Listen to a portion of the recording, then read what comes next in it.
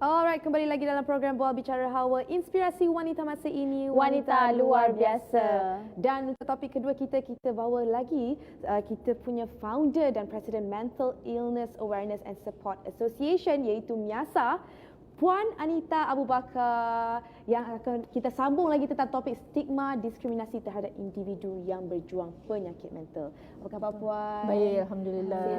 Sihat, Alhamdulillah. Relax hari ni. Betul. Kalisha dengan Eliza macam mana? Alhamdulillah sihat. Banyak lebih menjaga emosi, mental, fizikal semua. Alhamdulillah. Oh, pelajar-pelajar yang cemerlang. Baik, cemerlang, berdedikasi. Kita cuba. Alright. Okeylah, minggu lepas kita bercakap tentang diskriminasi terhadap individu penyakit mental, dan kita nak sambung lagi lah untuk minggu ni. Boleh. Sebab kita tak dapat nak cakap tentang penyakit mental dan ada thoughts untuk membunuh diri. Betul. Thinking. So basically Puan, Betul. kita tahu kalau secara Islamiknya memang kita dah besar kalau bunuh diri itu adalah dosa yang paling besar. Betul tak? Tetapi kadang-kadang orang yang penyakit mental kadang-kadang dia tak aware dah tentang benda tu, dan mungkin kerana sebab orang kata bunuh diri tu dia boleh cakap, oh ada voices in my head tell me to kill myself. Semua. So benda tu sebenarnya dah tahap macam mana tu kalau nak Okey, boleh. bincang. Saya faham sebenarnya ya, Talisha dan Eliza, bahawa bila kita bercakap tentang keadaan ataupun situasi seseorang individu tu, bila dia merasakan bahawa aku nak mengakhiri kehidupan.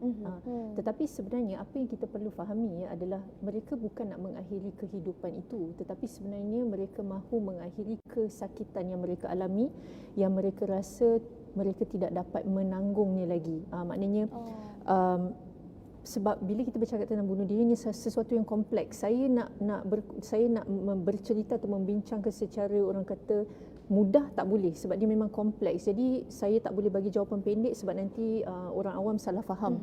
Jadi apa yang kita perlu fahami adalah bila seseorang individu itu berfikir untuk mengakhiri kehidupan itu adalah gejala penyakit. Khususnya penyakit kemurungan. Dia datang tanpa diminta.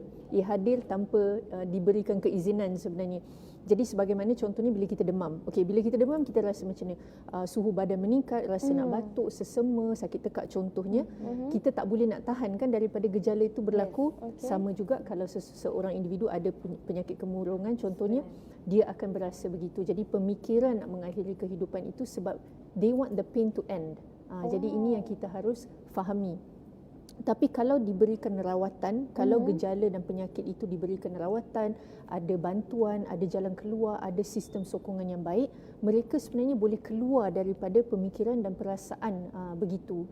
Tetapi kadang-kadang sebab yalah orang sekeliling mungkin tidak memahami, terus menghukumkan, ni kurang iman, ni kurang solat ni, sebab tu rasa nak mengakhiri kehidupan sebagai contoh. Ini realiti Eliza sebenarnya.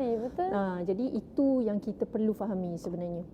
Alright, sebab pada bulan 3 kita dikejutkan di USA, seorang Miss World, Miss USA bunuh diri dari tingkat atas sekali rooftop. Dan saya mengenali batch dia Miss World di Malaysia, dan dia ceritakan kepada saya, dia kata Miss USA ni tidak pernah ada masalah langsung. Tidak pernah tunjuk kemurungan dia, tidak pernah tunjuk langsung dia punya struggle. Bahkan dia lagi macam happy dengan orang, dia encourage orang, dan kalau kita tengok Instagram dia pun dia macam happy. So orang semua, geng-geng dia semua tak perasan. Seorang yang positif. Yang positif, dan tiba-tiba dia mengakhiri hidup dia. Betul. Kalau macam tu kita tak dapat nak trace, dan sebagai orang kata kalau support system kan, mesti kita akan rasa macam orang kata kesal sebab tak dapat nak ambil tahu lebih. Tapi sebab dia orang sendiri tak tunjuk. Betul. Itu macam mana? Okey, kadang-kadang bila kita dalam situasi tersebut, it can be impulsive. Ia boleh berlaku secara tiba-tiba kan. Tetapi ia bukan sesuatu yang orang kata bangun pagi tiba-tiba I want to end my life. It doesn't work that way. Jadi dia sebenarnya ada build up. Tetapi mungkin dia tidak mahu menunjukkan. Mungkin dia simpan sendiri, sebab even bagi saya sebagai seorang individu yang berjuang dengan penyakit mental, perkara yang paling susah untuk kita lakukan adalah to pretend that we're normal. Dan itu yang menyebabkan kita rasa penat sebenarnya. Tetapi dalam masa yang sama saya tahu stigma masyarakat betul benar, dan mungkin stigma itu menyebabkan saya menjadi malu dan saya menjadi takut untuk nak disclose bahawa saya sebenarnya I'm struggling. Sama juga dengan Miss USA itu yang berlaku sebenarnya. Mungkin ya mungkin dia merasakan kalau dia bercerita atau meluahkan pun orang tidak akan memahami, dan kerana apa yang beliau ialah dia bawakan, I'm a Miss USA, I have to portray myself as having it all together. Jadi sudah tentu itu yang beliau cuba bawakan sebenarnya, tanpa beliau sedari terlambat. Dah pun terlambat, dia dah pun teruk dan tidak ada bantuan, orang sekeliling juga tidak tahu, dan kemudian because of that impulsive moment, mungkin itu yang berlaku sebenarnya. Itu yang kita takut. Betul. Jadi orang sekeliling ni kena peka sebenarnya. Tadi Syah dan Eliza, kita sebenarnya kita tahu kan, kita mengenali ahli keluarga dengan baik. Kita mengenali sahabat ataupun rakan kita dengan baik.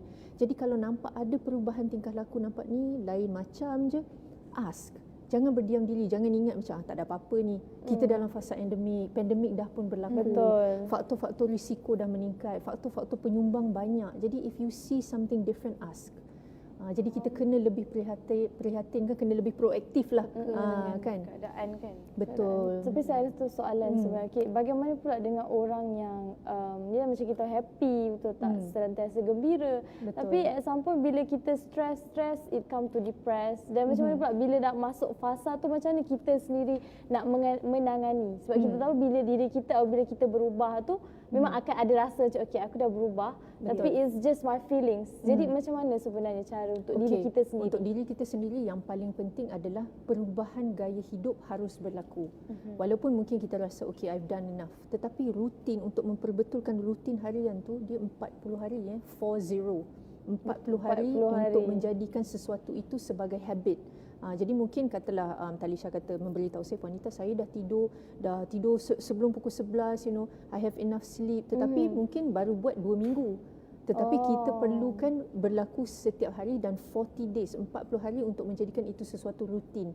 Dan apabila katalah kita dah buat 2 minggu, kemudian 2-3 hari kembali tidur lambat, tidur 2-3 jam, it disrupts again. Jadi kita punya isu ataupun kesihatan mental kita ni terganggu lagi sekali. Jadi bagaimana kita nak mengatakan, saya menjaga kesihatan mental saya dengan baik, Puan Anita.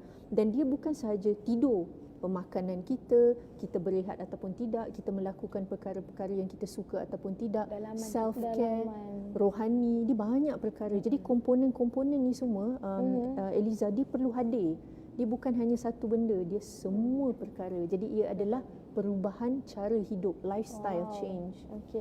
So saya dah tu lagi soalan, tapi kita kena gantung soalan tu sebab kita perlu berehat sebentar, dan kita akan kembali bersama dalam program Buah Bicara Hawa, inspirasi wanita masa ini, wanita luar biasa.